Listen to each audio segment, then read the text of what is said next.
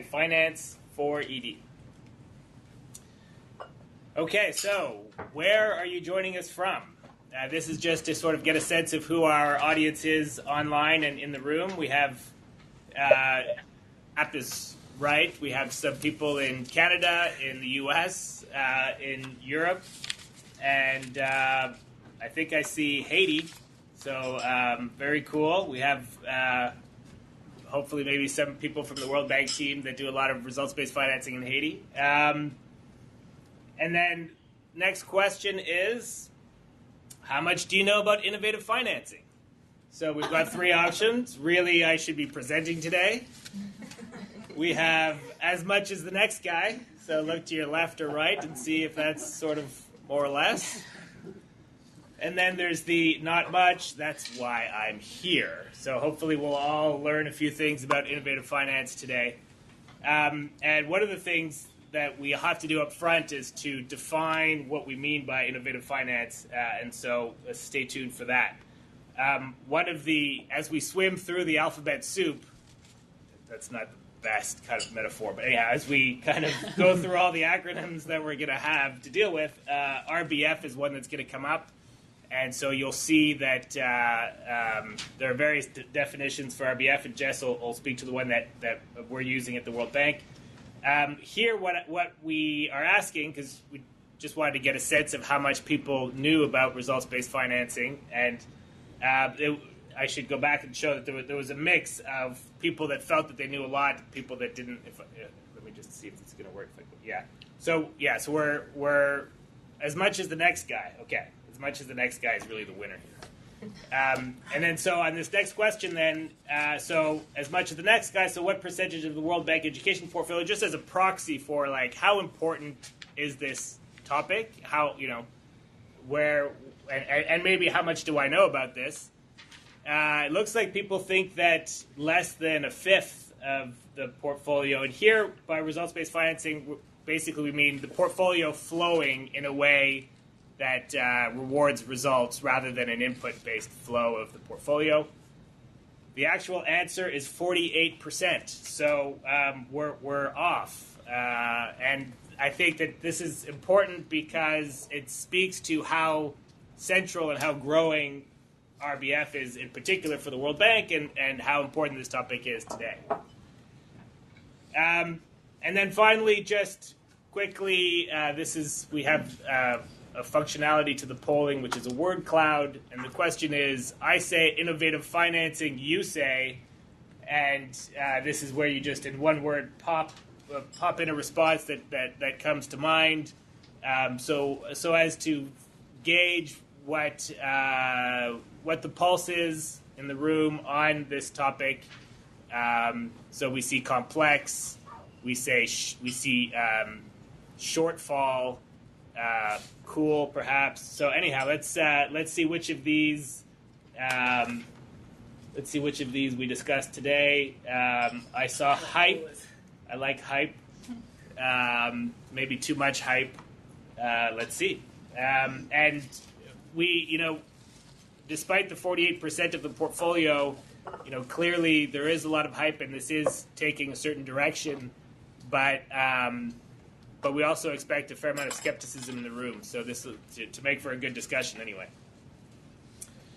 And then the way we're going to structure the conversation then is by rounds. So this is not a smackdown. I want to be clear about that. If those of you that know the Dave Evans approach to learning events where, it's debate and it's kind of, one team wins in the end.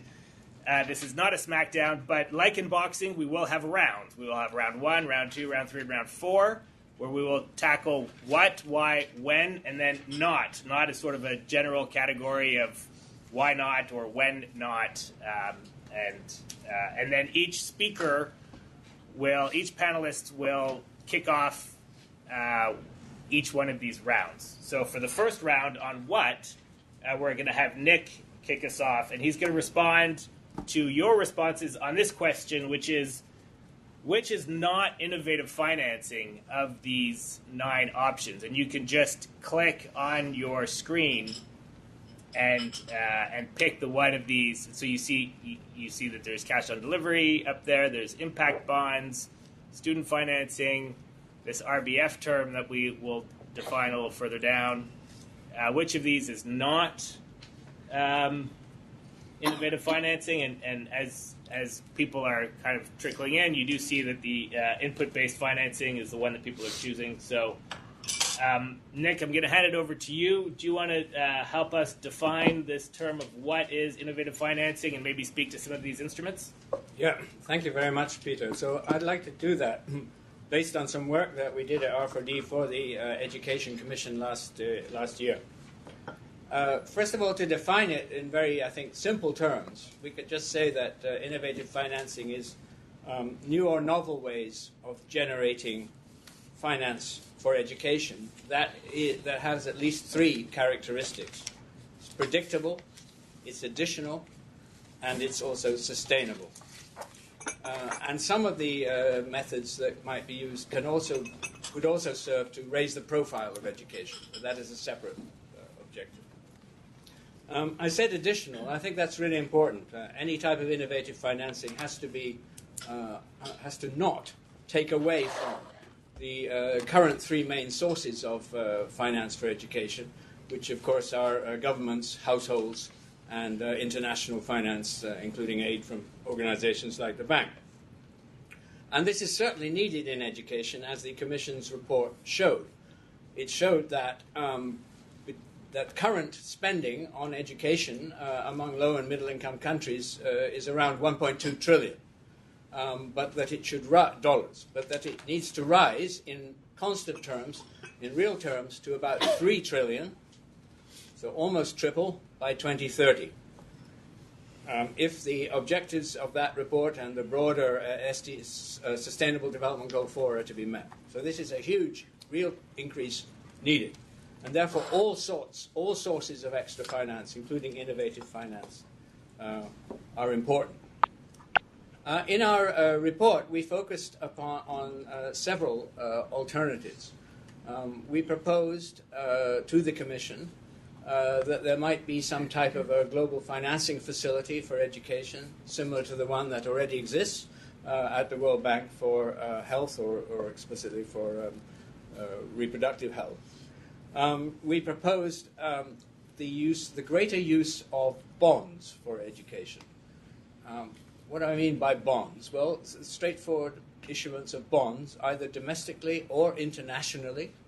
It used to be in the United States, for example, from where we're hosting this session, that universities and higher education institutes financed essentially all their infrastructure through the issuance of bonds. And there seems no reason that the bonds couldn't be used to finance infrastructure in many developing countries. A different type of innovative finance that we propose has a lot of potential is outcome-based financing. Now this encompasses, and some of my colleagues will talk about that, other types of bonds or so-called bonds like development impact bonds. It also encompasses things like cash-on-delivery aid. It obviously encompasses results-based finance in general. In addition, we saw considerable potential for loan buy-downs. There are big sources of capital available, which are not available on sufficiently concessional terms to be for poor and low and middle income countries to have access to them. But if one could find ways to get some of those sources of capital to get the cost of it down, for example, funds from the Islamic Development Bank, then this could be made available. Finally, it's interesting that on the poll, a lot of people did not think that student financing was a type of innovative financing. And I think that's got to do with probably the way the term was put up there. But we, in our work, we found that actually there's enormous potential for private financing of students attending post-secondary institutions. Enormous potential. And you see that happening already quite a lot in Latin America and beginning to happen in other places. So these are some of the areas that we thought have the most potential with regard to innovative financing for education. But in concluding, I just want to point out how education has got left behind. About $100 billion of innovative financing for development has been made available over the last decade or so. And of that, at most, 200, 300 million for education. So out of 100 billion, only 200 to 300 million for education. It's hardly anything. So this is a sector, we are in a sector that needs to get moving on this. Thank you. Super. Thanks for that, Nick. I neglected to mention that the speakers, when they're kicking off their rounds, will have 5 minutes, and then otherwise they'll have 2 minutes to sort of rebut or add or, in this case, further define. And so I'll ask, I think, Jess, you're next. Do you want to just quickly talk to us about results-based financing and what that means? Sure. So as Nick sort of alluded to, results-based financing can be kind of under this term of outcome-based financing. And again, RBF itself is, at least from the bank perspective, an umbrella term that we use to define any program that has verifiable results. I should note that the way we define results is actually quite broad. Obviously, generally, it includes outputs and outcomes, but we really see results as anything that has impeded the achievement of final outcomes. So that's kind of the umbrella term that we use here at the bank. And then for my fellow colleagues and other people who are familiar with the bank, the two primary instruments that we refer to when talking about RBF are investment project financing with disbursement-linked indicators, IPF with DLIs. Sorry to add to the acronym soup. And the other one is what we call Program for Results, or P4R. Super. And then we have two other instruments that we're going to focus on today. Emily, do you want to talk to us about development impact bonds? Sure. So I'll talk a little bit about both social and development impact bonds. This is based on research that we've been doing at the Brookings Institution for almost 4 years. So I often describe social impact bonds, or SIBs, as a marriage between a public-private partnership, impact investing, and results-based financing, or payment by results. They aren't bonds, despite the name. In the U.S., they're called pay for success. It's called pay for success financing. The term bonds is a little bit confusing. There's no fixed return in an impact bond. So in a social impact bond, investors provide upfront capital for a social service. And then the outcome funder, in the case of a social impact bond, the government, which could be any level of government, agrees to pay those investors back their principal plus some return on their investment. So there's a diagram up on the screen that you can see which demonstrates the flow of funds in sort of in a basic impact bond model. This isn't necessarily the order of operations of, sort of who starts the whole deal, but it's the way that the funds flow. So at the top of the diagram, you have the investors. So they, as I said, they provide the upfront capital to the service providers so that they're able to provide the services.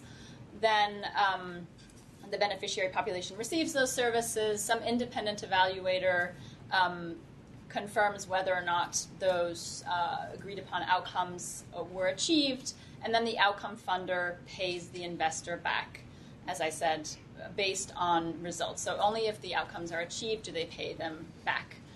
In a development impact bond, the outcome funder is a third party, such as a donor agency like the bank or a foundation.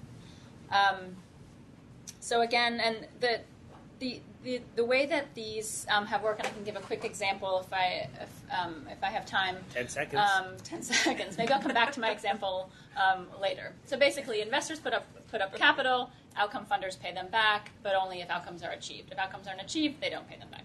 Super. Thanks, Emily. And yes, you will have time to jump in and give examples throughout the morning. And then Justin, so we've heard RBF, this instrument. We've heard impact bonds. Nick talked about outcome-based funding, and then cash on delivery is sort of an example of that. Justin, over to you. Great. So I'll talk a little bit about cash on delivery aid, which is really based on work by my colleagues Nancy Birdsall and Bill Savadoff at CGD. We don't take institutional positions, so I can be mean about it. I'll be mean about it later. But But just to kind of paint it, I think cash on delivery aid is sort of like the fundamentalist version of outcome-based aid in the kind of the international aid space. You're talking about linking aid payments to a single objective final outcome indicator, a single final measure of human welfare, and that would be the only thing on which payments can be made. So in the case of education, we're talking probably about number of individuals who meet a learning target, who complete a level of education, or so on. No payments linked to anything else. The relationship is between a donor and a sovereign government, not between a Ministry of Education or a unit in it. It's to the Minister of Finance, just like IDA and IBRD lending is. This is to the sovereign government, and that government can arrange its business as it sees fit. The recipient can achieve this outcome in any way it chooses, and it can use that money however it sees fit. People marketing CODA wouldn't say this, but if the government then decides to line their pockets with that money, once they've achieved the learning outcomes, so be it. All safeguards are off. You're paying for the results. And I think a variant of this, kind of an additional problem it's intended to overcome is sort of a commitment problem in aid. I think especially in the kind of late 90s, early 2000s, there was a lot of worry in the conditionality literature about we put up these conditions, we say you'll get paid on this on the basis of this performance, and then we just kind of pay people anyway, right? We don't have the discipline to follow through. So one way to overcome that is kind of these cash-on-delivery mechanisms to a pool of potential recipients where the pool is fixed and you know you're going to have to make trade-offs. You don't have enough money to pay Tanzania and Kenya, so whoever meets the goal is going to get the money, the bank account's going to be empty, and you create these kind of tournament structures for outcomes as a way of tying your hands, because it is a zero-sum game, winner takes all. So like I said, a fairly simple, fundamentalist, draconian approach to only paying for outcomes. Super. I'm just trying to figure out how to stop my timer here that is going crazy because you went over time by about 3 seconds. Okay.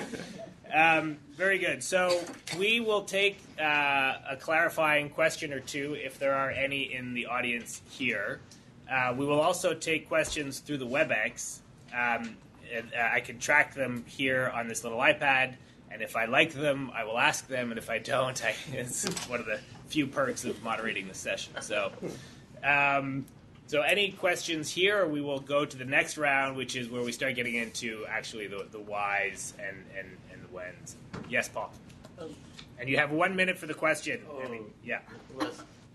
Nick, would you agree that additionality and sustainability are desirable? They ought to be part of any kind of innovative financing, but that in practice, CODA is put forward as an alternative to other ways of doing it. Some types of impact investing, it'd take quite a leap to say they're sustainable. So they're very desirable characteristics, but would you agree with that? Not part of the definition per se. Yes, I think I would agree. I was making the point about the need to be additional and so on because for some of the things that may involve some mix of existing funding and new funding, there is some risk that there could be overall a decline. Yes. And secondly, as I did not say, but I could now say, that the share of education in total aid has dropped over the last decade from 13 to 10%. To the benefit of. Just lost the feed in the room, but now we have it back. Thank you.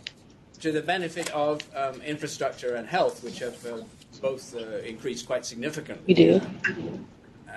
And so that it's a further reason to be concerned that anything we do that is innovative in education not further reduce that international finance. Thanks, Nick. Just a quick reminder to please mute yourself on the WebEx. And Keisha, wherever you are, if you can be managing that, please. Thank you. That'd be great. Okay, round 2. Yes. Just a very quick question to our fellow just here. Has your approach applied to any country yet, or is it still in the thinking? I think the Platonic ideal mostly exists in Plato's cave, but I think the kind of closest examples that people would cite in education would probably be the Ethiopian girls' schooling program and a Tanzanian education program, which DFID has been involved in. So I would say probably not as draconian as I laid it out, but something getting pretty far down the continuum of paying for outcomes as opposed to paying for intermediate outputs. Very good. Thank you. Okay, round two. Why? So why gets to the sort of objectives behind these various instruments, and we'll be doing a quick comparing and contrasting. And to do so, I'd ask you to return to your device for a minute here. So we have a few options on why, or what should RBF be used for. You can actually rank your answer on your phone. So you see those little lines on the right end of each bar. If you just drag and drop them in the order that you would like to see those ranked, you can rank each one of these 5 objectives. The first is to hold recipients more accountable to donors. The second is to hold donors more accountable to their taxpayers. The third would be to align education systems to focus on results. Fourth is crowd in financing and improve disbursement rates, which is maybe the World Bank management view. There's no World Bank management here, is there? Not in person. That's just a joke. That's just a joke on the WebEx. And then finally, make aid more efficient. And let me just see if I can actually move this little guy who seems to be blocking the... All right, because make aid more efficient is number 1, so he was hidden there behind my little in-screen. So, wow. So this is very interesting because the rankings right now. Oh, and aligning education systems is making a quick final push towards the. And it's sort of like watching a horse race, if you've noticed, as they come in. Okay, so I think we will close the polling here. In so much as we can close it, but so making aid more efficient and aligning education systems are basically tied, and holding recipients more accountable to donors is a third favorite. We don't like holding donors more accountable to their taxpayers, nor do we believe in improving disbursement rates or crowding in financing. So, over to you, Jess. Do you want to talk us through this? And you have 5 minutes. Sure. Thank you, Peter. It's very interesting to see the poll results. I think this is a nice opportunity for me to highlight the World Bank's approach to results-based financing, and it really is to align education systems to focus on results. So we've come to this conclusion through talking to other colleagues and to looking at projects that we have in various countries. And this is a bit in contrast to other organizational approaches, which are to make aid more efficient or to hold recipients more accountable to donors. But we really feel that those reasons kind of take away from the transformative power of results-based financing. Results-based financing has this amazing ability to sort of to change things in a way that make results the first thing on the line. So I'm going to just really briefly outline our 4 theories of change. And the first one is this idea of putting results first.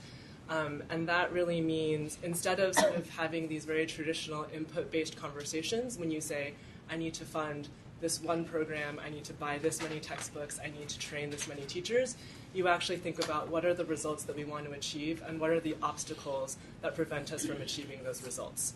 And so that's really the first theory of change, is to change that dialogue, to change the policy dialogue, to focus on results. The second one is the ability for RBF to sustain attention across crises, fads, changing governments.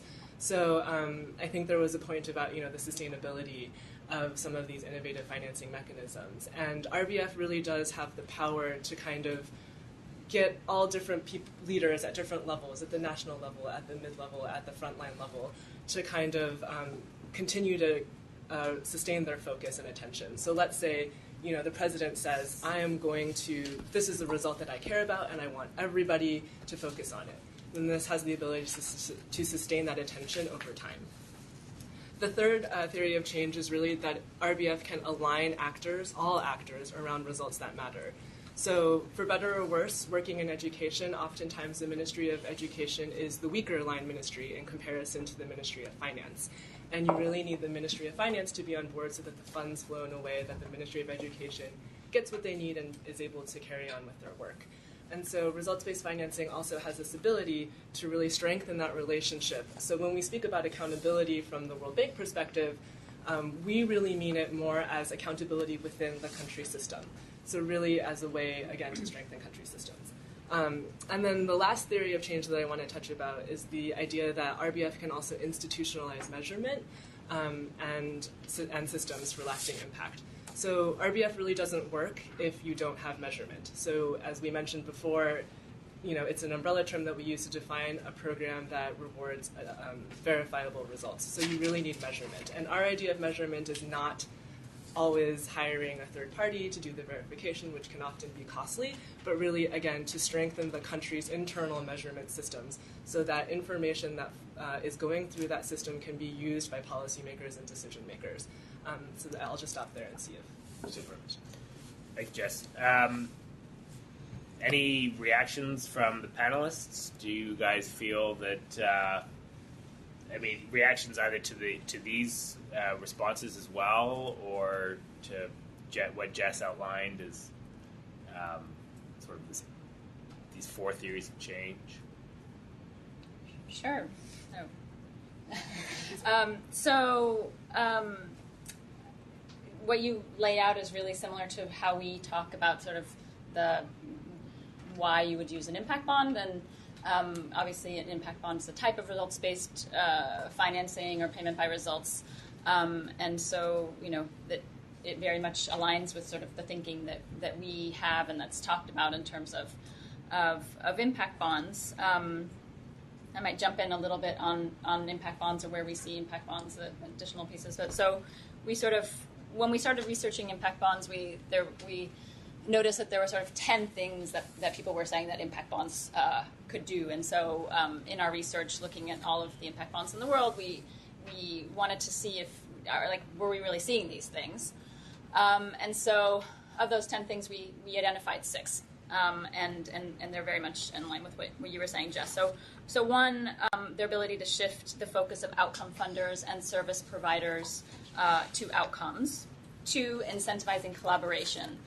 In impact bonds, it's a little bit different because there's this incentivizing collaboration across public and private sector, across also multiple levels of government, and horizontally across government, which you may also see generally in results-based financing. Strengthening systems of monitoring and evaluation that you mentioned, and then improving performance management and allowing for adaptive learning. So in impact bonds, by bringing in the private sector, there's a possibility of kind of introducing that private sector discipline and the performance management expertise, transferring the risk from outcome funders and service providers to investors. So that's in impact bonds, something that is somewhat different than traditional results-based financing. And then finally, a focus on preventive programs, and that's something that's highlighted, I think, more in impact bonds than in traditional results-based financing. But the idea is really that shifting that focus to preventive programs to prevent higher costs down the line. So taking more of a long-term view of development rather than a shorter term. Yeah, or at least identifying proxies in the shorter to medium term that represent longer-term potential cost avoidance. Yeah. Did you want to jump in? Yes, I think that these all these theories of change are pretty interesting, and I agree very much with the suggestion that aligning education systems to focus on results is a key one. But I want to point out one tricky situation that can occur and that we need to be aware of. So this description that Jess has made has largely been about external financing of results, typically financing of the government. And what Emily was just talking about could be external or internal. Somebody needs to be the outcome payer for a development impact bond. But the question the warning I want to give is that you need to think also about sustainability. Who is going to be the eventual outcome payer? when the external donor disappears, or when the funder or the outcome payer is someone other than the government. And I think there's an important question about to what extent the government should become involved in these exercises, which, especially when entities within the country are the ones who are being financed for their results. Nice. Jess, I'm going to let you respond to that, but before you do, I should say we have about 50 people online, and some questions are coming in, and I will get to them. Some of them are, I happen to know what the next rounds are, so I'm saving some of these questions for the next round, but one of them I'd like to raise now, which is, does RBF not take focus away from the broader system-wide agenda? So you've argued that it is actually about strengthening systems, but the question here is, when you focus on key results, aren't you then limiting it away from sort of a system-wide, because you have to, by definition, get down to just a few key results? And then the second part of the question is, those results are defined by who? 2 minutes. I'll try to address Nick's point really quickly, and I do think, yes, that's a very central idea, who will be the final outcome payer in the end. And I think one of the things that we've learned just from the trust fund that I work on, which focuses on results-based financing and education, is that the World Bank actually modeling this behavior helps countries sort of internalize it. So us modeling sort of as an external financier, sort of, if we can say, this is how we should change the conversation, this is how we should focus on results and work backwards and identify those obstacles, it helps countries sort of understand what that relationship looks like and how they can model it for, if it's at the national level, then to the next level, the district level or provincial level. To the question from online, thank you, that's a very good question. I think a good example of this might be from Lebanon. So I've talked to team members who have been working on a results-based financing project there. And one of the things that they noticed is when they first went into the room, every person had a different thing they wanted to finance, so from the ministry side. So they said, I want to finance this technical and vocational training because that's what we've done. I want to buy more textbooks because that's what we've done. I want to train X amount of teachers because that's what we've done. So instead of sort of focusing on all these small things that are important, but very kind of trees in a forest, they tried to change the conversation, really referring back to flipping the policy dialogue. What are the actual results that we want to achieve, and how do we sequence things to actually achieve those results? So if the result is we want quality education for all Lebanese and refugee children, what are the things that we need? Do we really need to focus on the technical and vocational training? Maybe we do, but it allows it actually, I think, brings more of a systems focus because you're looking at the bigger picture. And then whose results and how are they defined? So again, that's something that you work, I think, in tandem to create. And taking that Lebanon example, this is not, the World Bank saying, these are the results that we're going to pay for. It's saying, what are the results that you want to achieve, and how can we provide technical assistance to help you achieve those? Because in the end, one day, our hope is that you are the final outcome payer, and we need to, you need to be in a position to be able to handle that. Thank you, Jessica. So I think we're actually, this is a nice segue to one of our discussants, which is, so Tara Hill is in Vietnam. As we sort of get more into the nitty-gritty of the project examples, we have, you've talked about Lebanon, we're going to talk about Vietnam, and here's Tara on our screen here, and maybe I'll just hand it over to you, Tara. You've got 5 minutes. Do you want to talk to us a little bit from a practitioner viewpoint? Great. Yes. Hi, everyone there in DC and everyone dialing in. Thanks, Peter.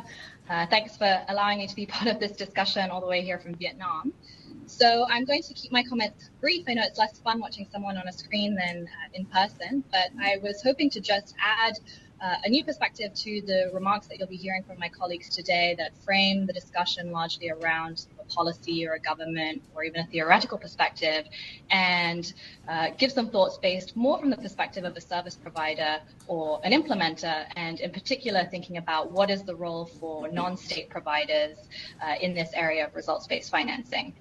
So I should note I was until recently working at R4D with Nick Burnett, and together we put out a report on output-based aid in the education sector. So I'll be drawing on some lessons from that. And then now I'm working with an organization based here in Vietnam that implements results-based financing projects in education and in other sectors. So when I say, results-based financing from a service provider perspective, really what I mean here is sort of the more traditional contracting for performance, whereby a donor or a government may be contracting a service provider to deliver certain education outputs or outcomes. And that service provider then takes on a degree of performance risk because they are paid contingent upon whether they meet sort of those predefined outputs or outcomes. And so I'll just highlight two advantages of this type of approach and then maybe point to one risk or challenge. So on the advantages side, I think when we did the review of all of these types of the programs at R4D and also based on the experience here in Vietnam, we found that a lot of these programs actually embed a very explicit pro-poor targeting mechanism. So they can be an effective way of reaching populations who have been left behind, in many cases even left behind from government programs. And so that was certainly the case with one of the programs here implemented in Vietnam, whereby East Meets West was incentivizing private upper secondary schools to enroll disadvantaged students who had been excluded from the public school system, but who couldn't afford private tuition fees, depending on whether they met certain performance requirements. So that, I think, is one advantage. Another one that I would point to, given that I'm speaking more from the perspective of service providers in the non-state sector, is can results-based financing be a mechanism to improve performance in the private sector in education? So particularly in subsectors where maybe there's a large private sector presence, but unregulated or poor quality. So areas like the low-cost private school sector, like vocational training, even early childhood development, these were areas where not only did we see a lot of potential for RBF, but we also saw many existing examples of where this was being done by service providers. I think the key risk or the key challenge that we saw, and Nick has already alluded to this in his comments, was the sustainability and scalability of these programs remained quite rare. And I think especially when these programs are initiating from within the non-state sector, it's really important to have some mechanism for advocating effectively for government scale up or some other form of sustainability. The risk being otherwise that you end up with a number of successful NGO-led programs, but with little broader uptake. So I'll conclude my brief comments just with two thoughts on the role for service providers, whether that's NGOs or social enterprises or otherwise, in this space moving forward. I think number one is just continuing to do what they do best in many cases, which is the actual implementation. So I think there's a powerful role that non-state providers can play in demonstrating proof of concept for results-based financing, because they can iterate on these approaches, they can generate the results, they can generate the evidence, and then bring that to government, whether that's at the local or the national level, and encourage broader uptake. Obviously, that requires realistic understanding of the time horizons required for advocating governments effectively. And then the second point I would make here is one that maybe we don't talk about as much, but especially in this climate where national or subnational RBF programs are becoming increasingly common, I think there might be a role here for non-state providers who have been active in this space for a number of years now to be playing more of a technical advisor role. And Jessica mentioned that that's something that the World Bank is hoping to encourage through REACH. Is there a role here for non-state providers to be supporting governments who, many of them, this may be the first time they're implementing these types of programs. And in RBF, really the success comes down to the nuts and the bolts of implementation. So how can we leverage the experience of some of these providers who have been effectively testing these approaches for a while now? So I'll stop there and I'll turn back over to my colleagues in DC. Thank you so much, Tara. Very good. Well, I'm a bit conscious of the time, so we're going to move to the next round, actually, if the technology cooperates here, which is when. And specifically, we're going to talk about development impact bonds, and we're going to, if you could grab your devices again, we're going to ask, and I should just introduce the topic of when a little bit. When is the preconditions, or like, what do you need for these different innovative financing instruments, and when should you think about using them? And so the question here is, when should you not consider using it? And hopefully you can read these on your devices fairly well, but when upfront risk capital is needed is an option. When private sector engagement and service delivery is likely to improve results. We just heard Tara speak a little bit to that point. When you need to simplify funding flows. And then the final one is when an outcome focus is better than an output focus. So you have various options there, and again, the question is, when should you not consider using it? And Emily, over to you. I'll let you respond to what we're seeing here. It looks like people think that this would not be the best way to simplify funding flows. And that is right. Good. Yeah, it looks like 70, almost 70% think that. So I'll talk a little bit more about that. I just want to start off by pointing out that so I mentioned both social impact bonds and development impact bonds at the beginning, and the way that they differ is that the outcome funder in a social impact bond is a government entity, and in a development impact bond, a third party like a donor agency or foundation.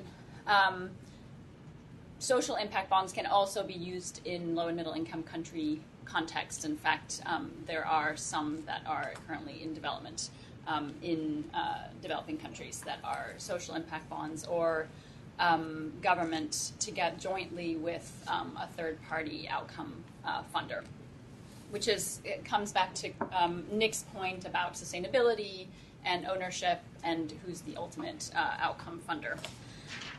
So when would it make sense to use a social impact bond? So we usually think of this as a sort of a decision tree, and the first question is, does any kind of payment by results or results-based financing make sense? So the first question is, does making payments contingent upon the achievement of outcomes or outputs likely increase the chances of getting those results? So that would be a broader question for our first question for RBF, and if the answer is yes, then then you might consider results-based financing or payment by results mechanism. When does it make sense to use a social impact bond as opposed to traditional results-based financing?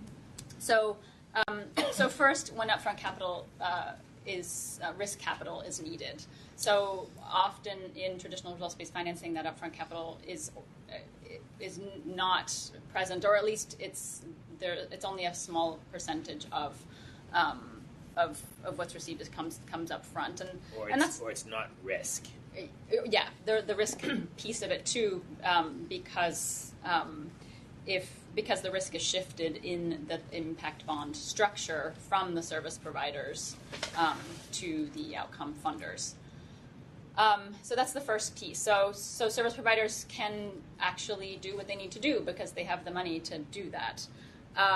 Second, when private sector engagement in service delivery, i.e. performance management that I mentioned earlier, to encourage adaptive learning is likely to increase the chances of getting results. So by bringing in the private sector, in theory, in the impact bond structure, there's a possibility of helping service providers to get where they need to go in terms of a kind of adaptive learning process. Third, when there is value add to collaboration across different actors, public and private sector, or across levels or types of government agencies. And then finally, if an outcome focus is better than an outcome focus, that's possible with traditional results-based financing, but it's actually not seen that often. Often outputs are really the focus. Outcomes have really been the focus in impact bonds. It's sort of been the push. We don't always see outcomes in impact bonds, but I would say more than traditional results-based financing. Broadly, sort of where does it make sense? We talk a lot about sort of that seed stage funding versus the scale, kind of at different ends of the spectrum.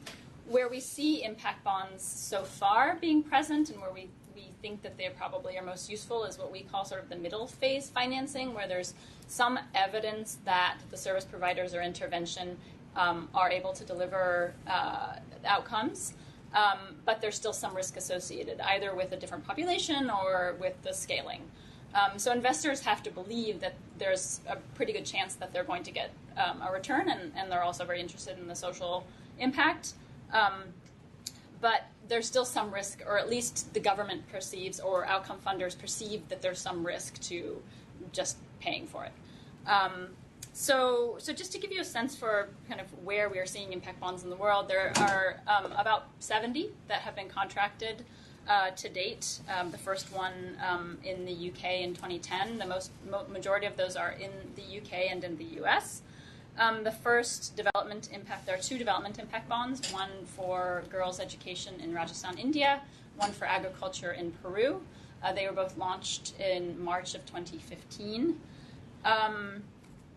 There are about 30 impact bonds that are in development in low and middle income countries currently. We're writing a report looking at those and the lessons learned from the experiences of those impact bonds currently. There's one that's being developed here at the bank for job training in West Bank and Gaza, if you're not aware of that. Sectorally, we've seen the majority of impact bonds in social welfare and employment. That's in developed countries. And we've seen them really used for sort of what we call niche populations, or I would say like particularly marginalized populations, or those that are hard to get at perhaps for larger government programs. As far as those that are in design stage now in low and middle income countries, there are 3 for education, and there are 12 in health. So health sort of seems to be coming to the top. Interestingly, we see at the bank the RBF health program is pretty large and has been successful. And then, there are about 6 contracted in the education sector in developed countries. Within the education sector, we think, and this sort of echoes what Tara said, that probably the most promising areas are kind of at the bottom and the top of the spectrum in education. So at the early childhood end, where you have a proliferation of non-state providers, and at the other end of sort of training, job training, TVET kind of thing. Also could be appropriate for particularly marginalized populations or vulnerable populations, for example, the girls' education impact bond in Rajasthan, India. Okay.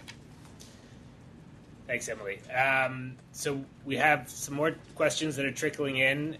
One of them on the narrowing of the curriculum, another one on remittances. I'm going to hold them, but that's just to kind of whet your appetite and have some of you already thinking about those consequences or potentials of elements of RBF or innovative financing.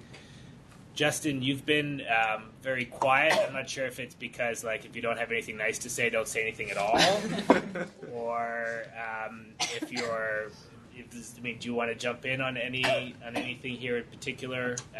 We'll be going to the not session next, or I'm also happy to take a question or 2 in the room. Let me just put one thing on the table. I don't think it's a criticism or a question. It's just an interesting comment, kind of coming at it from really basic economics that we learned in school, and this is not my area of expertise, but a lot of this is about outcome finance or results finance, and we typically, I think, political scientists or economists think about that in terms of a principal-agent model, right? There's a principal who wants to achieve an outcome and has money in their pocket, and there's an agent who can control actions to deliver that result, and we want to motivate or incentivize that agent.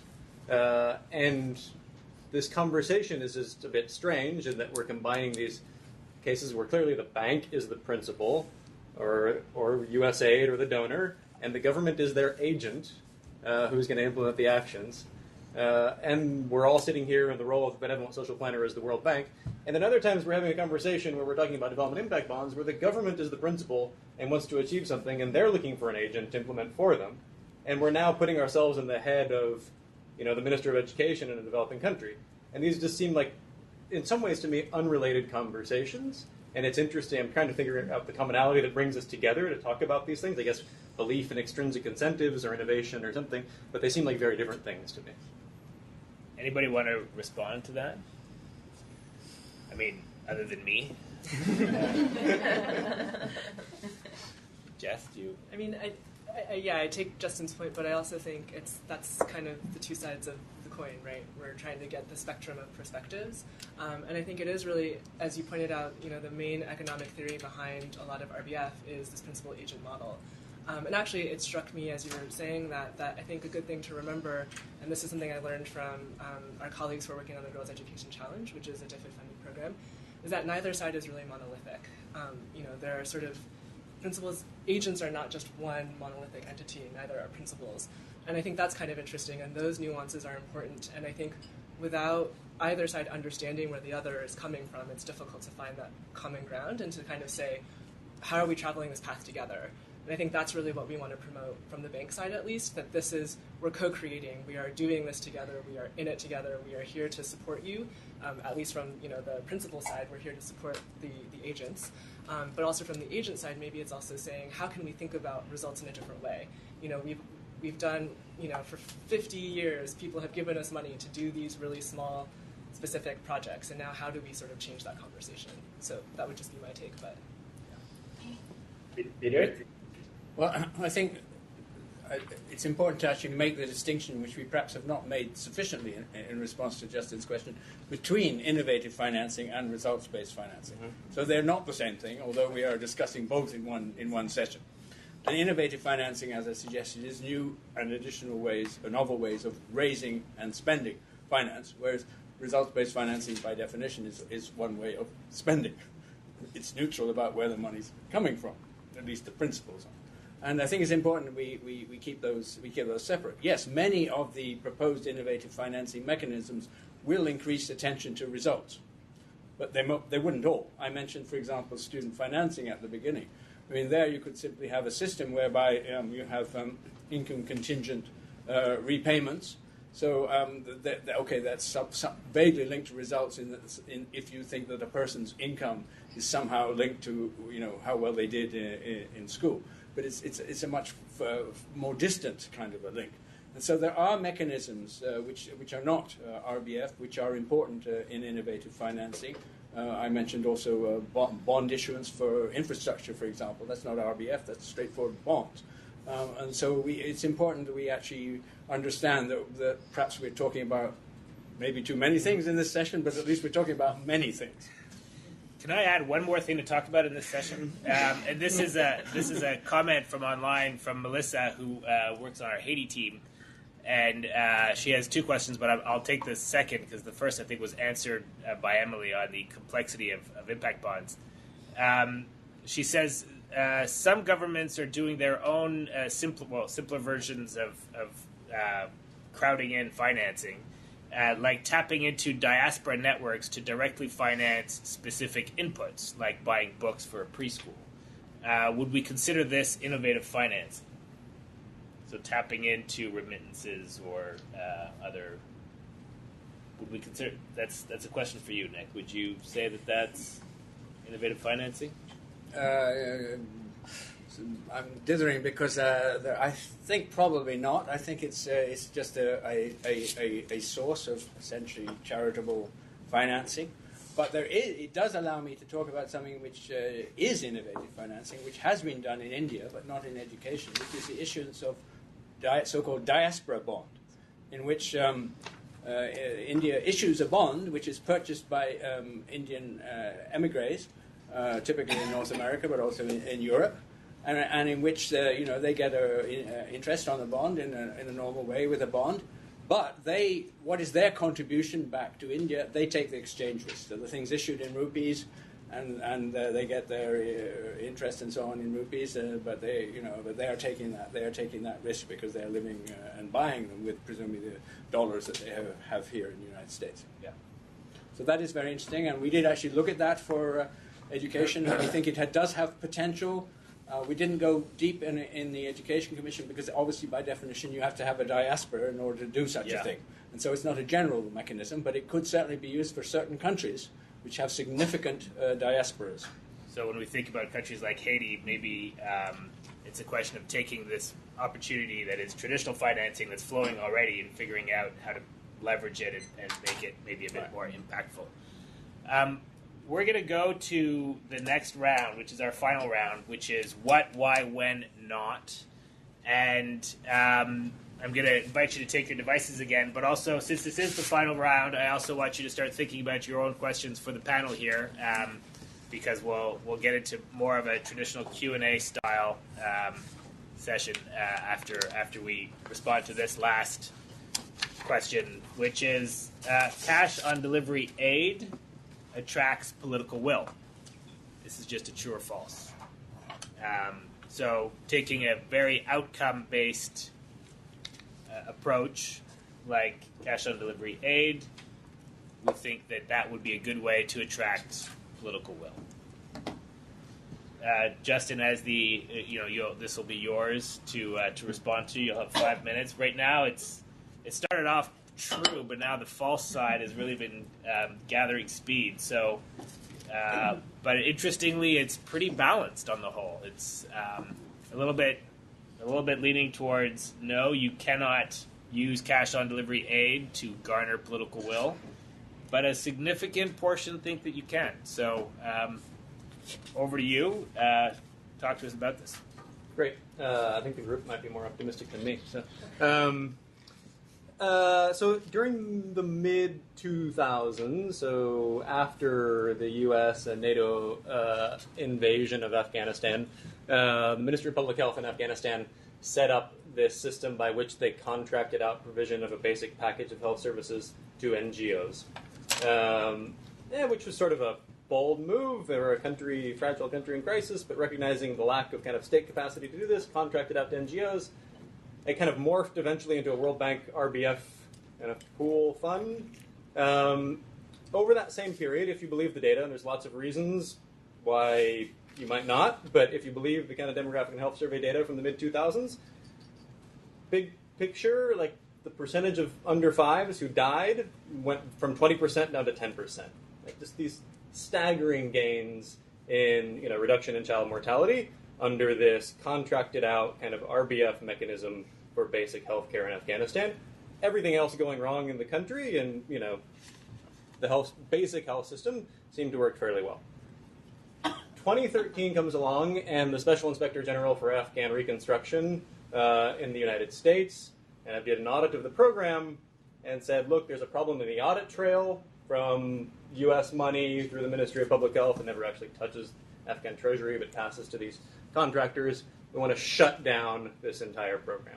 So a $236 million U.S. aid program is going to be shut down, which seems to be associated with the, saving half of the deaths in Afghanistan. Let's stop it. We don't have clean receipts. This kind of story, to me, is the argument for why we want results-based financing mechanisms and outcome-based aid. Not at all about generating political will on the side that the Afghan Minister of Health needed to be convinced to reduce child mortality. It wasn't about raising additional finance. It was about getting USAID's own processes out of the way. You were never going to have a clean audit trail. You were never going to have as many safeguards in place as you wanted for the Afghan health program. But the RBF mechanism kind of allowed a payment for outcomes and payment for results that, in theory, should have focused attention on those child mortality gains and less on all the problems with the audit trail. That's not how it worked out. The donors wanted to have it both ways. They wanted to have accountability for results and the clean audit trail, and it kind of, things eventually got resolved, but it kind of highlighted the tension for me. So what can these kinds of mechanisms, and I take Nick's point very much that, innovative finance is a bigger tent than just these results-based mechanisms, but most of my comments, I take the point, and yet I'm not quite prepared to live up to it and comment on that broader tent. I come at this again thinking, I think the initial response from myself and other people is to think of this in the principal agent model, to think about these mechanisms as ways of motivating the agent. Or if you're sitting in a government's shoes, we were just discussing Liberia before the program started. sitting with the Minister of Education in Liberia, thinking of this as a way the social impact bond is going to bring in a bunch of money. This is how I'm going to get money. And so my kind of two just theses, points to put on the table as the when not, is that innovative finance and the kind of results-based vein of it at least, is not about getting the agent to do what you want them to do. If that's your goal, if you think you have a recalcitrant agent who won't do what you want, then this, donors in the education space are just a tiny little slice of the pie. Liberia might be an exception, but even low-income African countries, like in education, donors just don't have the money to have leverage to get recalcitrant governments to do what they want to do. And the second thing is that you're not going to run a DIB or a SIB, and I think Emily will agree, to just generate tons of new capital if you don't have the money for it. And if you are trying to avoid risk, I mean, these things just kind of violate public finance 101, right? The state is supposed to be taking on risk onto itself, taking risk away from implementers and other agents. The principal agent model, putting risk onto the agent is a bug, not a feature. And I think if those are your goals, you're looking to the wrong kind of instrument here. So I like that we frame this as, is this a way to generate political will? Is this a way to get the Tanzanian government to care about learning outcomes? No. I mean, I think the conclusion of 20 years ago here in the research department in the bank about why did structural adjustment fail, it was countries are going to embark on successful reform programs when they're good and ready, and you're going to help them along once they're ready to do it, but you're not going to, through carrots and sticks, motivate them to do so. And I think that same kind of acceptance of our own limitations applies to these results-based mechanisms as well. Super. Ooh, just right, perfectly on time. Anybody want to respond to that? The political will piece, the Afghanistan piece? Anybody want to jump in? Jess and then Emily? Sure. Oh, no, go. Oh, Emily? Go ahead. Okay. So yeah, I mean, I agree with you mostly, Justin. I mean, in the case of an impact bond, it's the shift of the risk is not, it's from the it's from the service provider from outcome funder and service provider to investor. So it's not on the service provider, and I agree with the sort of, to some extent, the outcome funders and government should be taking responsibility for what it is that's happening, right? So, and as far as political will, I mean, the way that we talk a lot about impact bonds is that and what I said earlier is that it, to some extent, perhaps there's a belief within one part of government that investing in early childhood makes sense, but the Minister of Finance is just not convinced, and he's saying this is really costing me a lot of money, and frankly, I'd rather put my money into higher education, et cetera. And so in the case of the impact bonds that we've seen so far, and for example, and I'll take a developed country example, in the state of Utah, very conservative government, who think that children should be home baking cookies with their mothers and not in preschool. By setting up this impact bond, they were able to demonstrate that by providing this high-quality preschool program, these children then were less likely to need remedial education, which for them means cost savings or cost avoidance. Obviously, in a low middle-income country context, that may be less of an option where remedial programs don't exist. There could be reductions in repetition rates, for example. But basically, sort of back to the when not to use an impact bond. I mean, if the government's willing to fund an outcome-based proven intervention without external support, then by all means do that, because it's a lot simpler than going through this complicated mechanism. We don't think that it's appropriate for funding core government services. Government should be funding those, such like the entirety of a primary, secondary education program.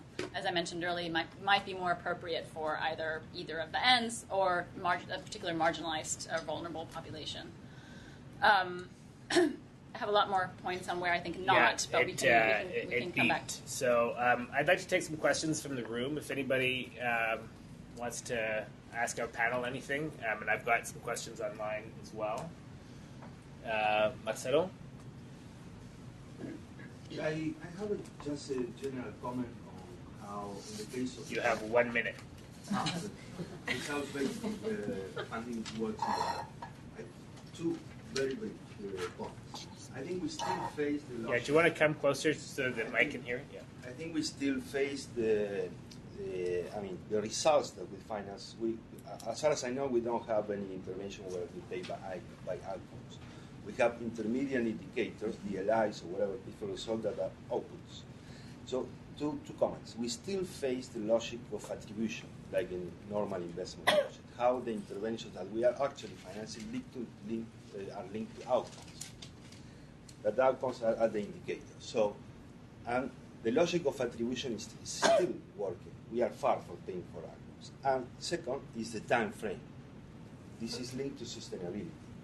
We have a time frame of 4 or 5 years, and the outcomes, let's say, improve quality, the quality of education, or increase the completion rate at secondary, takes longer. So the issue of attribution and the outputs is still an issue. Thank you. Inga? Yes, hi. Inga Fanasio. I'm from Global Partnership on Output-Based Aid. We work with some of you here. My question relates to outputs versus outcomes, close to what you just raised, but I'm particularly interested on impact bonds, how that works over there.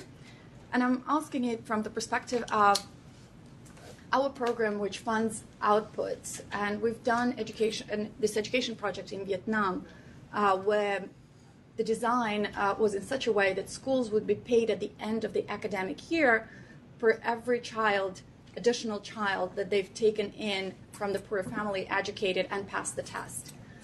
Now, during implementation, we quickly realized that schools are strapped for cash, and we had to intervene and do semi-annual payments to schools and help them out. So this brings the outputs even to a lower level where you would want to pay the school at the end of the academic year. Ideally, you would want to see the outcomes within 3 or 4 years as improved learning and so on and so forth. But what we struggled in this sector as compared to a lot of other sectors that we work on, in particular infrastructure, where utilities are much better service providers from that perspective, they can access commercial lending, is that it's very difficult, and we're dealing here with service providers who are much poorer, much smaller in size, and need outputs that are even smaller than what we would usually use in other sectors. How does it work in impact bonds where you only focus on the outcomes? Do these result payments trickle down to the service provider, and so on? Thank you. Back here? Yes. So come to the table so the mic can pick you up. So my question to the panel is more in regards to how do we actually set up a results framework between a multilateral donor and a solvent country. I think the problem to what Justin alluded to is stemming from the fact that we're dealing with solvent countries with their own set of results that they wish to achieve, just coming from probably a democratic process. And in that context, coming up with this middle ground is necessary, like my colleague from the bank mentioned.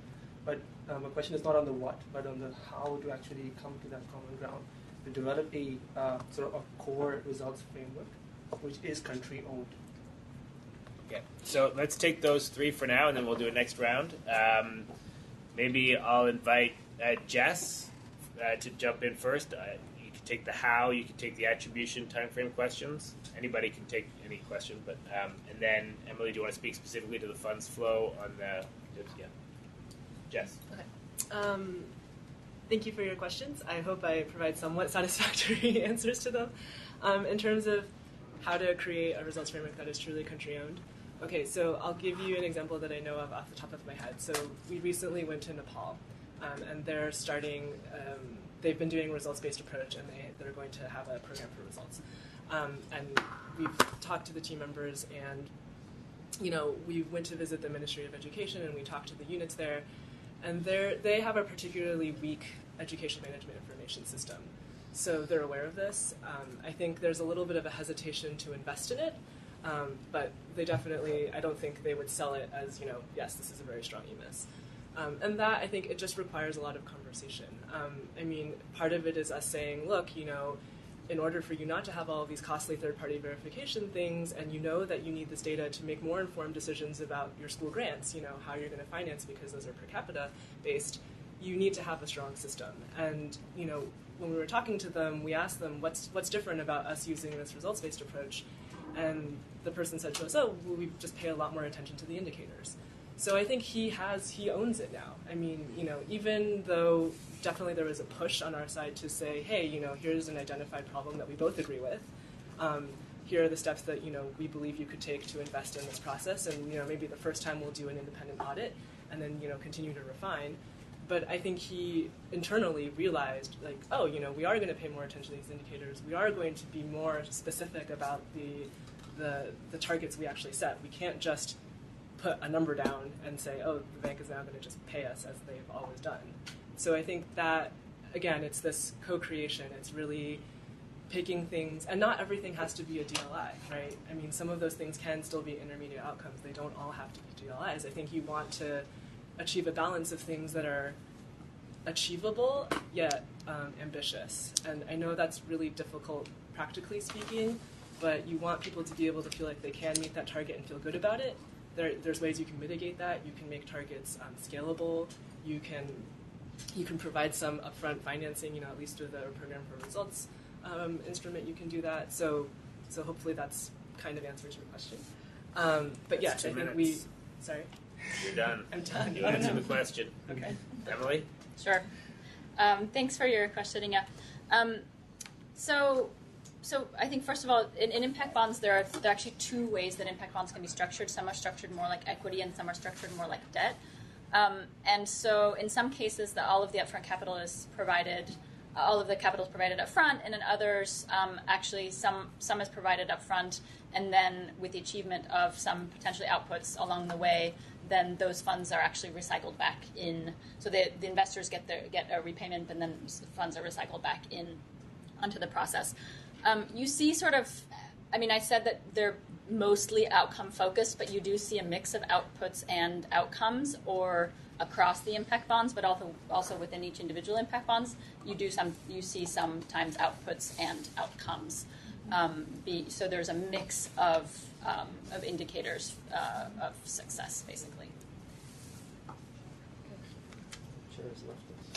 Can I? Sorry, I was just taking a coffee break. So I'm very conscious that the attribution and time frame hasn't been addressed, and I'm also going to add a question that came in on the WebEx about the curriculum. Isn't it true that RBF narrows the curriculum because you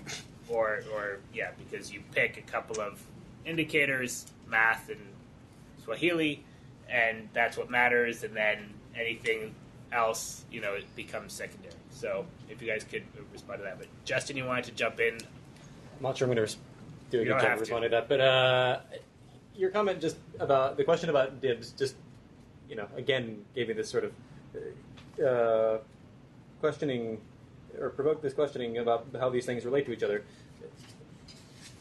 The dibs framework, if we're here to talk about education, you're talking about a government who wants to achieve education results, and they're going to contract out through a dib. We've had to already cross the threshold that you're a government that's prepared to contract out educational service provision, right? Maybe not lock, stock, and barrel, but some component. Is like all of the difficult debates in education, we've assumed our way past them in some ways, and now we get to work out the financing solution to them. I feel like this is all downhill at this stage. I'm being deliberately facetious here, but apply that. But I think there's something useful there. The DIB works when the government has kind of acknowledged that it wants to get itself and its own implementation failures out of the way, and contract with an implementer and an investor that it thinks can deliver results better. I think that same logic is usefully kind of reflected back on the RBF, donor to government stage, which is the donor saying, we've been meddling too much. We can't keep trying to produce these results ourselves. We're going to contract out and focus on results and get out of the way. That is, again, what I see as the unifying theme of these approaches is the DIB is the government saying I'm going to get out of the way and focus on the results, whether it's outputs or outcomes, And the RBF instrument in the aid space is like, I'm going to get my country specialist at the bank or DFID or whatever, tell them to stop meddling so much, we're going to contract for results or outcomes. And it's not about motivating the agent, it's about getting your own bureaucratic process out of the way. Do you want to just pick up on that? Are we getting out of the way entirely, or like is there a distinction to be made here? It's a leading question, you can tell. No, so I think to Justin's point, actually, I think we actually kind of think the opposite. Not that we love our bureaucracy. I would assume that no fellow colleague of mine enjoys our bureaucracy or bureaucratic processes, but more so that I think by taking this hands-off approach, by saying we're just going to give a country money and see what happens, I think actually that country, in our personal experience, has come back to us and said, no, but we need your help to figure out what we can do to actually achieve these results. And so that's what I was saying about really stepping up our technical assistance. Because kind of what you're alluding to is that, we label something RBF, but we really don't actually change that much about the way we do things. And that's just what we're kind of terming backdoor RBF. And that really means that we failed. That's not RBF. So I think, the more sort of sustainable approach is that to actually provide that technical assistance. Say, here are ways that you can achieve these results. Here are, the ones that you've identified that you think are important to achieve, and we'll help you along the way. We will try to remove some of the bureaucratic processes, like in Program for Results, but I think we still need to provide that assistance. Nick. Well, I think Justin's onto something broader, I think, actually, that is a particular issue in the education sector. And I think one of the explanations, perhaps, why innovative financing has not taken off so much, and also maybe why even RBF has not taken off so much within countries as opposed to between donors such as the World Bank. And that has got to do with the, in my view, unfortunate, or what I've sometimes called a sterile debate about public versus private in education. And it just seems a sector in which it is very difficult to get rational discussion about the role of non-state players. It gets very quickly ideological on both sides, and it's just a real problem that I believe that in our sector we need to tackle head-on.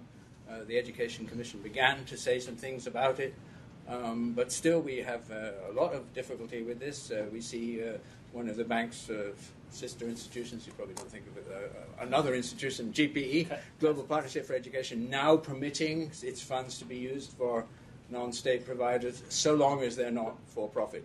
This so long is already, is a complication again. So I think it's something that our sector, this is broader than our subject today, but I think it's something we should be put on the table, because it's one of the problems in getting money into education is the attitudes, which I believe are old-fashioned, which does not mean to say that I think everything should be pro-private and all of that, but you're old-fashioned about the role of the non-state actors in our sector. Yeah, thank you. I'm going to take one more round of questions, and then we're going to invite Bridget to somehow pull this together for us with some concluding remarks. So I'm going to go here, and then there.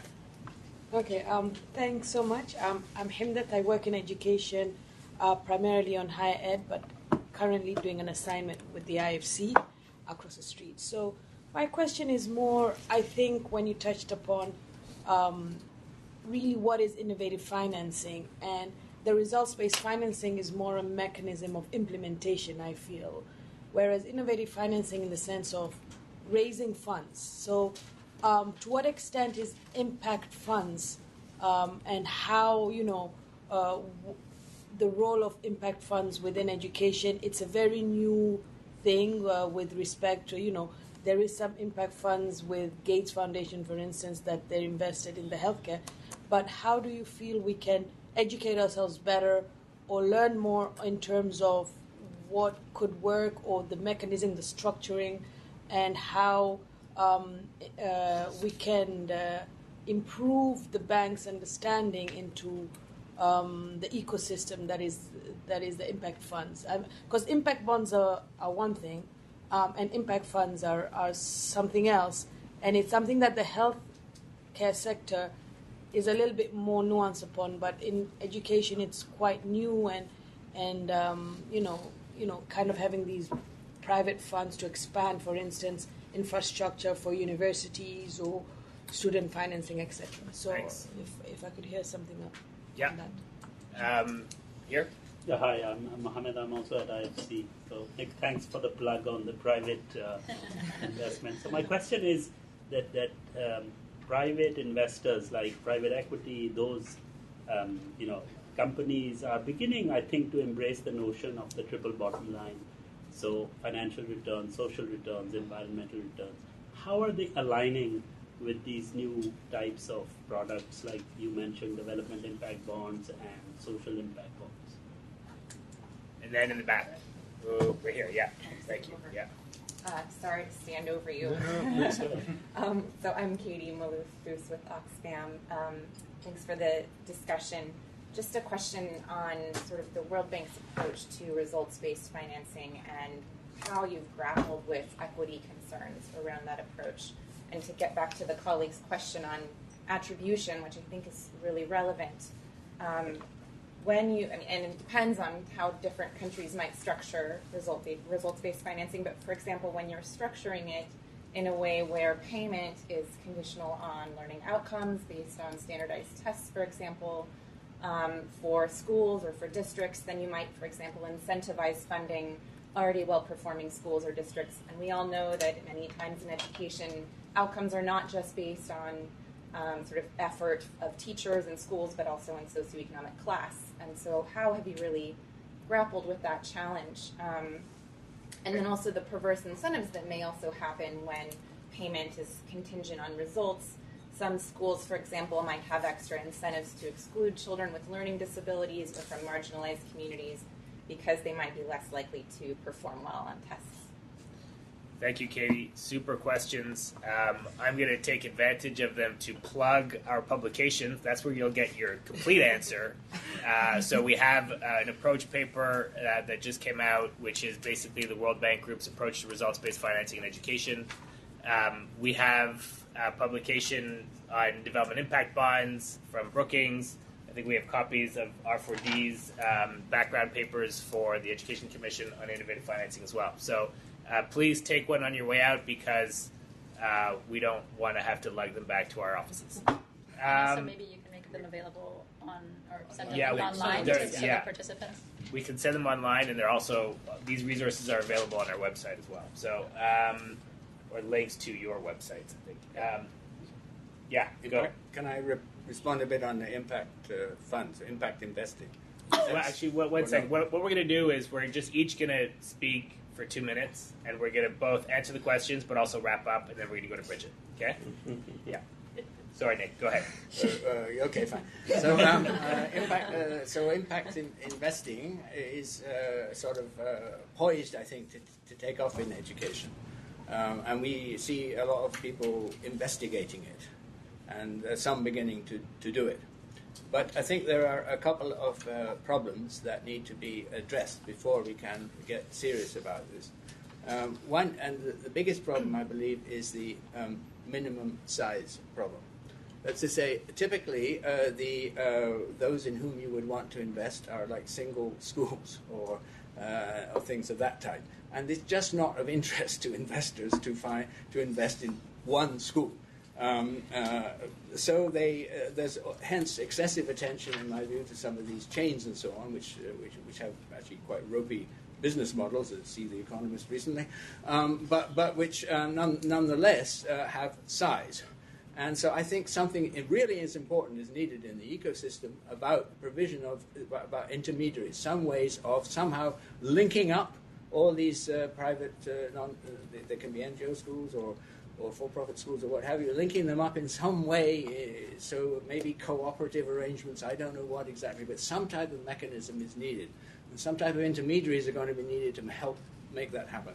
So if the bank or IFC want to promote something like that, it's not a direct investment, but it's certainly something that would really, really help, I think. In terms of my general wrap-up, I come back to the point that innovative financing, I'm not talking about RBF, innovative financing needs a big push in education.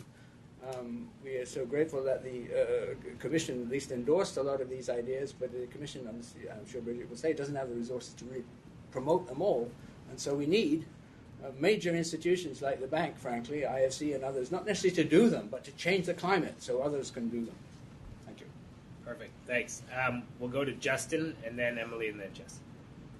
I'm not think there've been a lot of good questions, and I'm going to do a poor job at answering any of them. So I'll just put in my final statement here. I think this question that a lot of the results-based finance conversation, at least coming from the COD8 angle, we feel like we're always in this tug-of-war to be further toward the outcomes end versus the outputs and actions end. We should acknowledge pros and cons there and trade-offs. I think in education, though, I'm particularly adamant that we have proven again and again that we don't understand the production function for education. We've invested lots in inputs, and now we build schools and we staff them and they have textbooks and they generate no learning. And so we know how to spend lots and lots of money and produce lots and lots of education outputs and produce no learning. And so if there's ever a sector where we needed, I think an outcomes focus, in health, you deliver the vaccine and we know that final step in the chain is pretty guaranteed. Deliver the teacher and the textbook in school, and I just don't think it's guaranteed at all. So we'd make a lot bigger push for a real outcomes focus in this sector. And then particularly, kind of foreshadowing, I think maybe what Bridget will talk about with the Commission's work, if we're serious about the learning generation and getting all kids through primary and even secondary, my reading, she's going to disagree, I suspect, of the Commission's report is that it's completely financially infeasible to think about doing that under a current model. It would require orders of magnitude more than any country's actually going to spend on education. So unless we kind of incentivize dramatic reductions in per pupil spending, we're not going to achieve the kinds of goals we're setting for ourselves. So we need to embrace these mechanisms in part as a cost savings tool. Very good. Thank you. Emily. Sure. So I agree wholeheartedly with both what Nick and Justin said. I think that we have a lot to learn still. And we have a lot of ideas about what results-based financing and the subset of that as impact bonds have the potential to achieve. But there are very few evaluations actually, or there's very little rigorous evidence actually that demonstrates that results-based financing versus input-based financing makes a difference. I think that we could probably all agree that it sounds like it makes sense, and we see some indications that it's making sense, but to really test that, you would have to do a rigorous evaluation of the same intervention and have comparison groups and compare the two financing structures to be able to say that. So I think we have a lot to learn. I think that there's a lot of potential. I think that I agree on the what Nick was saying about the size, and as far as the investors, I think there's a broad spectrum of investors. However, I would add that, but there will be some kind of mechanism needed that's either an investor pool plus some kind of intermediaries that are bringing together a multitude of potential providers and something like this, because again, we're limited to a few number of chains that are providing at larger scale. And so if we're talking about achieving the kinds of outcomes as at the SDGs level that we want to see, this is going to have to be a much bigger thing. So I'm going to give you an extra bonus 30 seconds if you want to talk about funds versus bonds. Like an impact bond fund. So there's another way that impact bonds are implemented. So I showed you that picture, and there's sort of the standard one-off individual impact bond, where you have investors, service provider, etc. There's also another model called the rate card approach, or a social impact bond fund, where the outcome funder or commissioner puts out a set of outcomes that they would like to achieve, and a set of prices that they're willing to pay for those outcomes. Then individual service providers can sort of bid and say, okay, we can get you those outcomes at this price. So you may have, for example, 10 individual impact bonds within that larger fund that the outcome funder is funding the outcomes for. So it sort of creates like a market, but it allows for larger scale, in that you could have different service providers, multiple investors, kind of in that model. And so there's been discussion around developing an education outcomes fund where outcome funders would agree upon a set of outcomes that they'd like to see and how much they're willing to pay for that. That's obviously challenging because identifying sort of the price of those outcomes is not as simple as one might think. So, thanks, Jess. Okay, I'll quickly try to address some of the questions. So, someone asked a question about equity. I think Tara kind of alluded to this in that you can actually use RBF to correct for inequity. We work with a Dutch NGO called CoordAid, and they work in very fragile contexts. They have a lot of experience in health and some experience in education. But an example there is, let's say you pay $1 for a rural boy and $2 for a rural girl.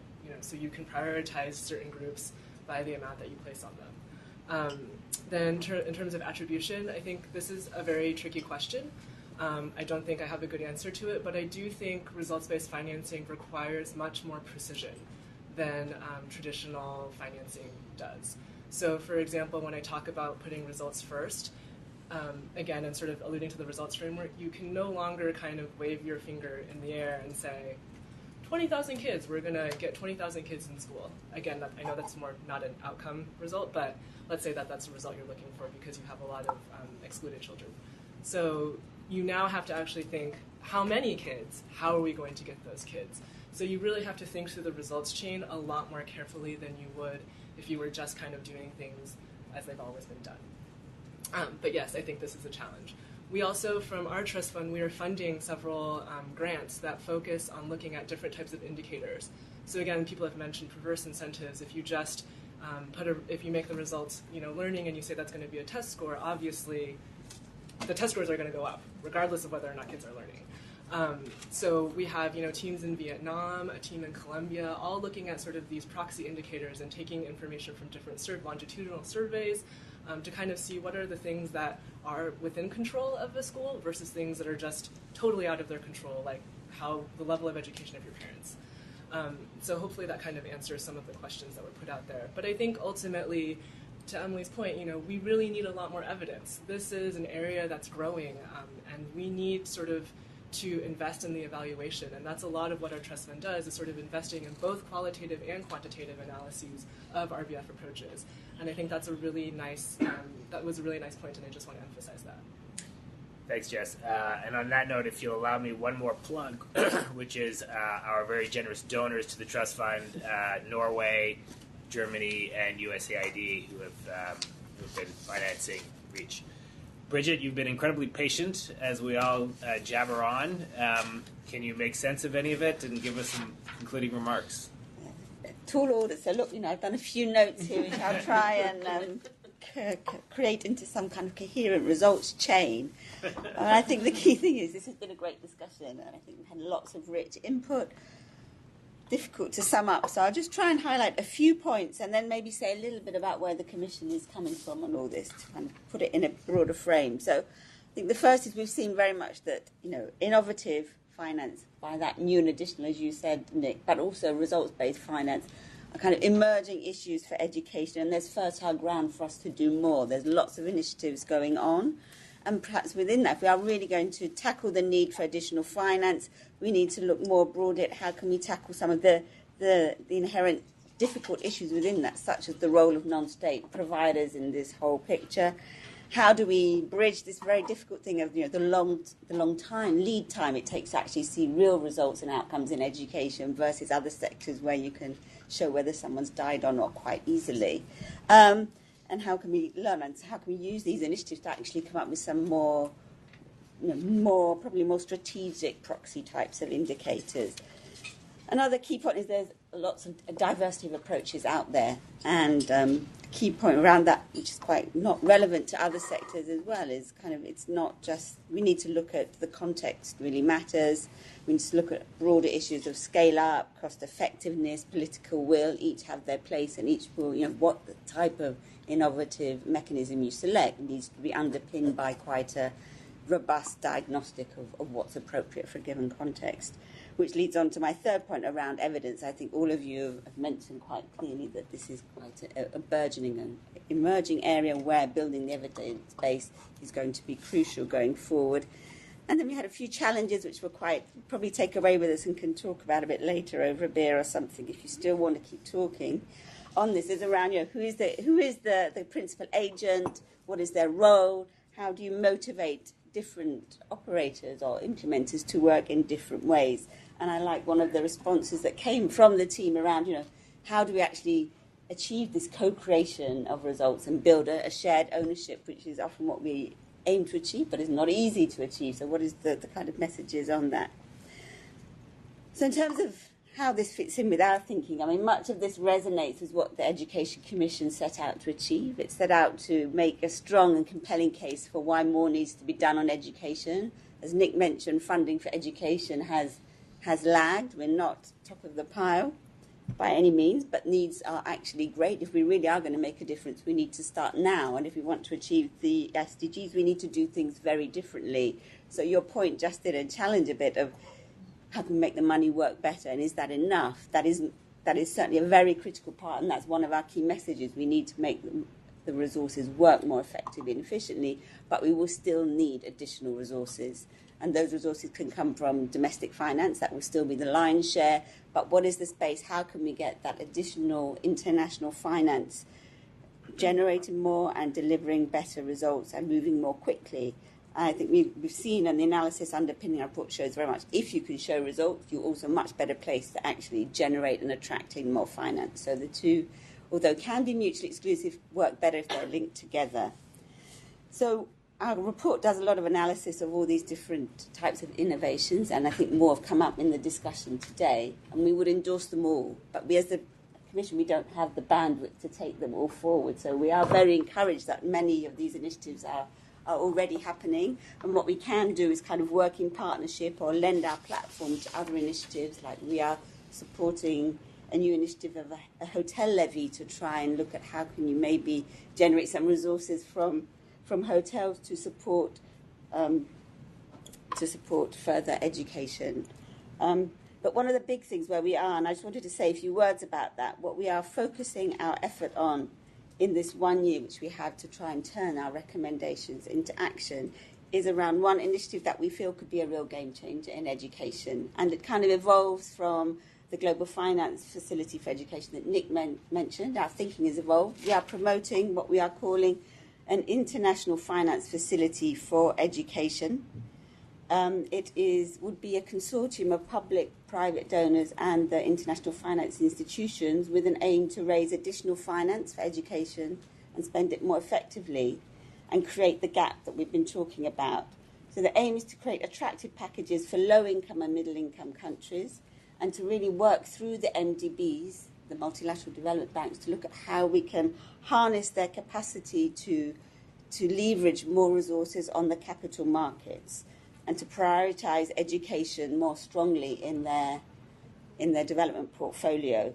So the real innovative elements of this facility, which is under design and certainly will go through lots more consultation and refinement going forward, are that we anticipate using a guarantee mechanism to leverage the additional finance on the capital market. So harnessing the kind of the AAA, the very strong financial backing that MDB, the multilateral developments have, if we can get guarantees from third parties, that funding could provide part of the capital to trigger and leverage the additional finance on the capital markets. And our initial analysis shows that there is potential with $1 of every dollar invested in that way could leverage potential of $2 to $4 additional dollars, with the overall potential of raising up to $10 billion annually. So we're talking big figures. It's kind of if we can move it forward, it has the real potential to fill the gap that we have been talking about, but using financing in a very creative and additional way. It would also include an element of buy-down of loans so that it would make loans more attractive to countries that currently tend not to take on loans for education, in part because it is often associated with recurrent costs that countries prefer not to lend against. So I think in that sense we're trying not to use a carrot and stick approach, but very much to work with countries to motivate countries to become better performing, and also to reward those countries who are already on track to do better. Because I think our own experience of working very at the country level as well as at the global level is that most countries actually know that this is a really critical issue. It's not a case of having to make the case more strongly. Their very key concern is the how. What can we do differently? How do we shift thinking, shift the dial so that we're not having facing the same situation in 10, 20 years' time? Which kind of brings me on to the next steps. I have a few, but I'm sure you all have others, so please jump in. But I think one is really, how do we do more in increasing the uptake of innovative finance in education? We heard that other sectors have done more. What can we learn from them? How do we build on this very promising base to really go to the next level? And secondly, try and go more to scale, build in more sustainability. And I think a third point is really around the results for what is the next wave really of using kind of results-based financing mechanism to crowd in additional resources, but really build that sovereign, that domestic ownership and sovereign country ownership that we talked about to have shared solutions going forward. Super. Well, thanks, Bridget. I know many of us are keen to see what the Commission ends up recommending. I think at the spring meetings, there's going to be a meeting on what this international financing facility for education would look like. I've probably called it the wrong thing. Is that what You it's got it called? right. Yeah, I got it right, yes. So if I could just invite you all to give our panelists a round of applause. You're welcome to stick around for a few minutes. There's still lots of breakfast to be consumed. And thank you for joining us this morning. And feel free to reach out to catch any of us and take a publication on your way out. Yeah. Thank you. So remind me, who are the developing country education examples? Good. Okay. Oh, great. Hey, Heather, great to meet you. Who's the outcome? I don't know. We're trying to cover.